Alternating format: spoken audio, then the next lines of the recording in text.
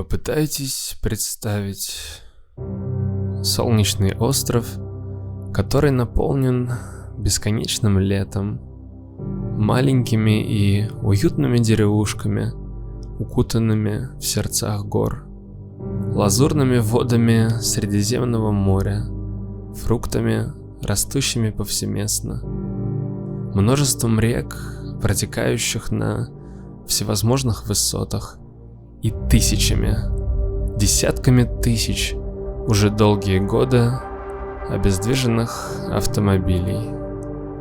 И с наибольшей вероятностью вы представите Кипр, остров брошенных машин.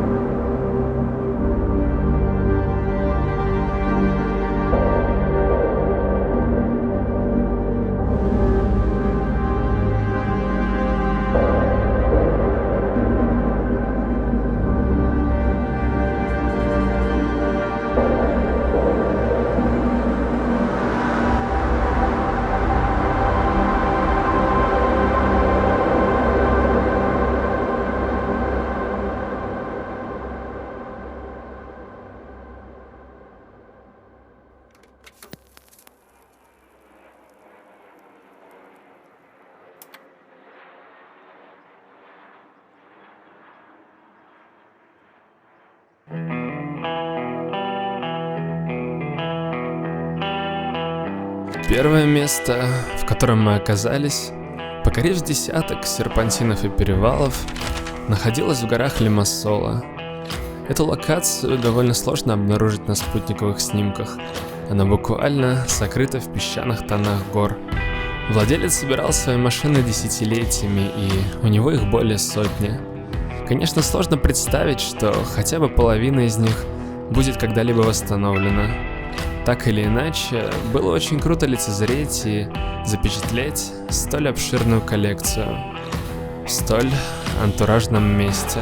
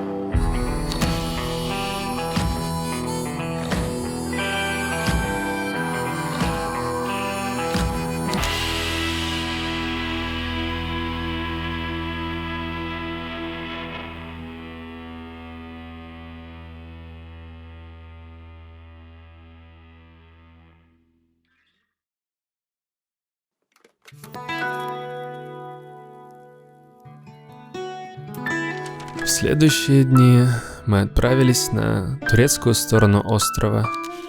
Да, уже много десятилетий Кипр разделен на две части. Причиной этому стал военный переворот, произошедший 15 июля 1974 года. С тех пор северная часть острова контролируется турками, а южная находится во власти греко-киприотов.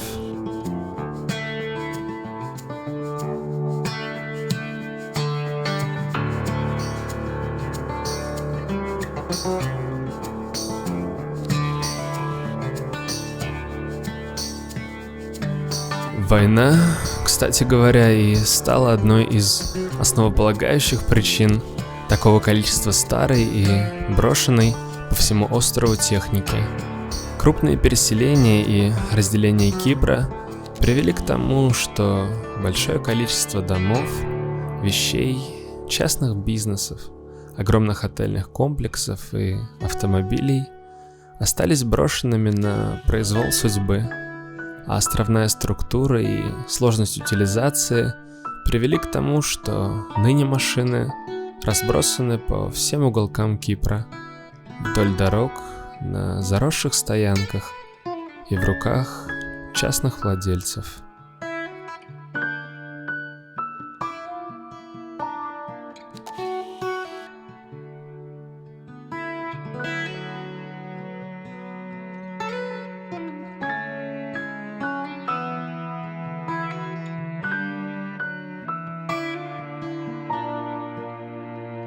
К слову, коллекционеры на острове тоже разные. Кто-то имеет одну или же несколько прекрасных ретро-машин, восстановленных до идеальнейшего состояния, а кто-то собирает огромный автопарк, внешний вид которого обычно граничит где-то между автосвалкой и автомузеем. Но это выбор каждого.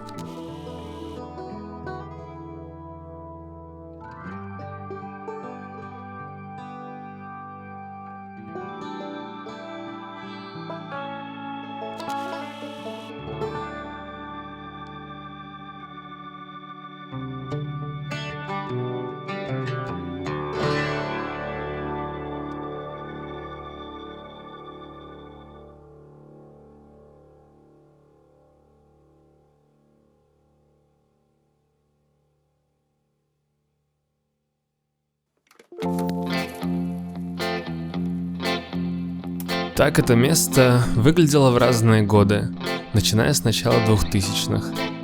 А вот так оно выглядит сейчас. В один из дней мы ехали посреди огромной равнины, утопающей в желтой палитре февральских цветов, посреди которой располагался участок, наполненный автобусами и прочей техникой. И если судить по кадрам со спутника, ее там стало значительно меньше. Страшно представить, как это место выглядело раньше. При подъезде я встретил владельца всего этого хозяйства. Мужичок лет 70. Он ехал куда-то в сером деловом костюме. Языком жестов мне удалось убедить его, что я здесь с миром, и, как итог, одобрительный кивок и негласное согласие на мое присутствие здесь. Но фотографировать там особо-то и не хотелось. Было желание просто созерцать, смотреть вдаль равнины, ограненной горной грядой, что простиралось за много километров вдали. Затем, где-то близ Ларнаки, мы посетили одну известную, в узких кругах любителей помоек, разумеется, автосвалку. По-моему, на ней можно было найти все, что угодно. Кучи Бетфордов, Лендроверов, Мини-Куперов. Да что там, в этом месте можно было встретить даже бегающих вдоль советских зилов, кроликов и куриц. По всему периметру были привязаны голодные собаки. Из груды двигателей выглядывали заинтересованные морды овец. А где-то в центре этой, не побоюсь этого слова, фермы, жил хозяин, не имевший ничего против нашего присутствия.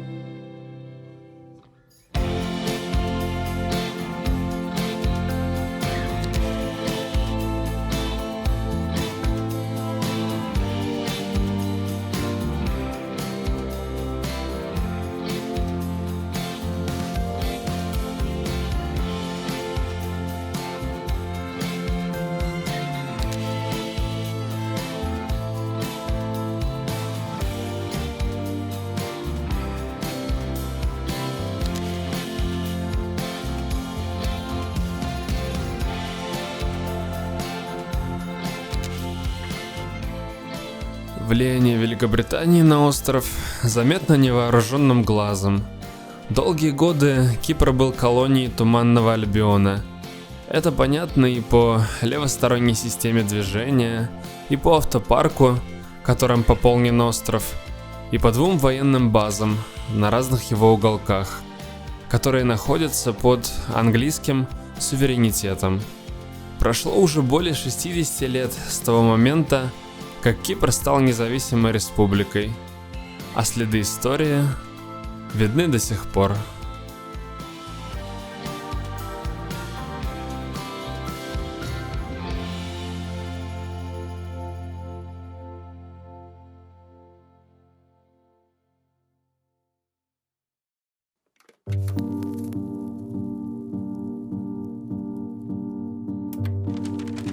На территории одной из британских военных баз уже многие десятилетия под палящим и изнуряющим кипрским солнцем стоит около 400 машин.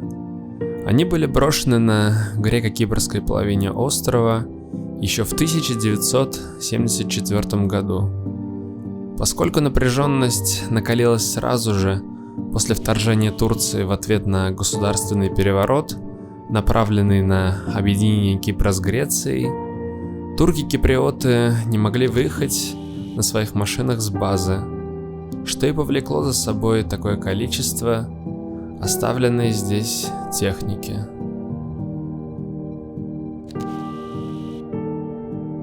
Среди машин встречаются и представители американского автопрома в лице некогда прекрасного Dodge Coronet образца конца 50-х, множество английского автопрома, Остины, Вауксхоллы, Лэнд-Роверы, Мини-Куперы, Бетфорды, итальянские Ламбретты, Фиаты, а также немецкий и японский автопром.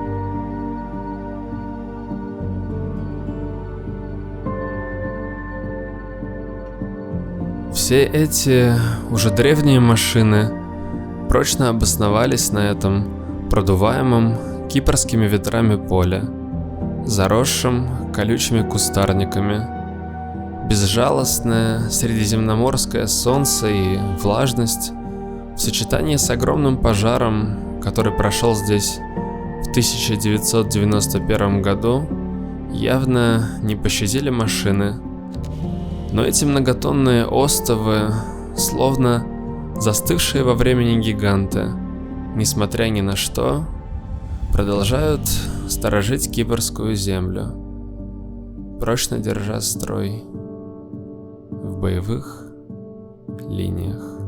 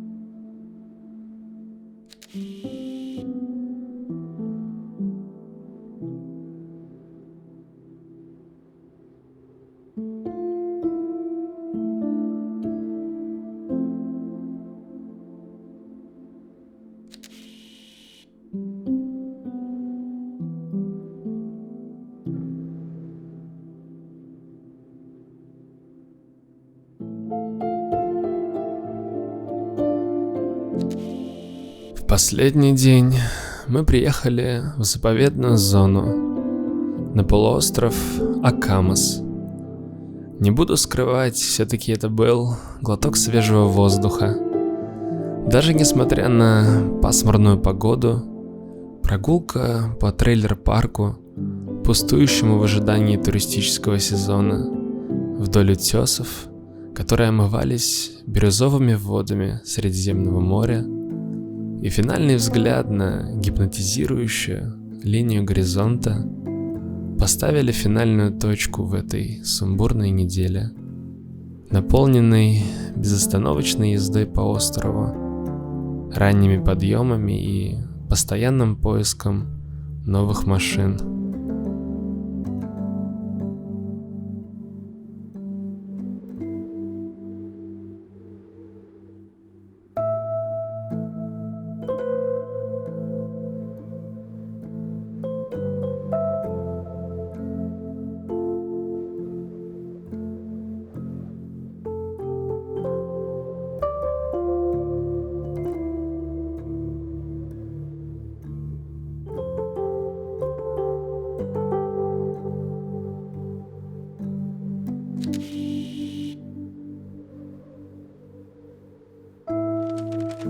Я не могу полностью объяснить силу этой страсти, но невероятная красота старого дизайна автомобилей в сочетании с тем фактом, что с каждым днем это чистое искусство уничтожается и погибает, олицетворяет собой течение жизни. Не только распрекрасную молодость и шик, но и затишье. Последний взгляд на непрекращающиеся потоки волн. Сколько бы ты внимания в свое время не привлекал. И кто знает, сколько еще этой техники утопает в пастельной палитре острова. Как много лежит где-то среди горных утесов, на заросших задворках, в старых гаражах и близ моря. А сколько уже безвозвратно стало частью кипрского ландшафта. Это так и останется тайной. Тайной острова брошенных машин.